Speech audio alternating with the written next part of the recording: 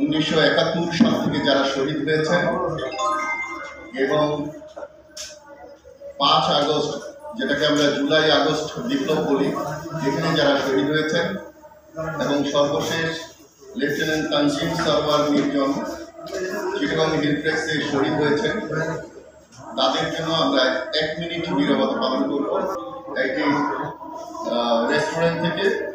পরবর্তীতে 2 মার্চ 2024 এই প্রেস ক্লাবে আমরা আনুষ্ঠানিকভাবে আমাদের কার্যক্রমের ঘোষণা করি।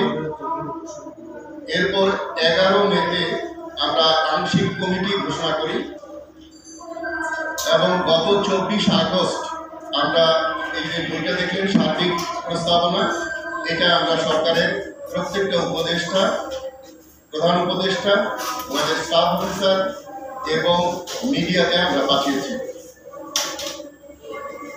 আমাদের দলের কিছু ব্যতিক্রম আছে। আমাদের সভাপতি 10 জন এবং জেনারেল সেক্রেটারি 1 জন, এই 11 জন দল দৈনন্দিন কাজগুলো করবেন এবং কেউ এককভাবে কোনো সিদ্ধান্ত দেবেন না, এরকম একটা বিষয় আছে। আরও প্রায় সব কিছুতেই আমাদের কিছু কিছু পরিবর্তন আছে। অনেক কিছু হয়তো আপনারা মনে করতে পারেন যে এটা কোথাও নাই, এভাবে হয় না। কোথাওতে অনেকে বলে পৃথিবীতে এটা নাই, পৃথিবীতে যেটা নাই সেটা যদি কেউ না করে তাহলে আর আবিষ্কার বন্ধ হয়ে যেত, আবিষ্কার করা যেত। তো আমরা আমাদের কিছু অতিথি আছে, তাদের খুব সংক্ষিপ্ত বক্তব্য শুনবো একেবারে ইয়ের উপরে, একেবারে আজকের বিষয়ের উপরে। তারপর সর্বশেষ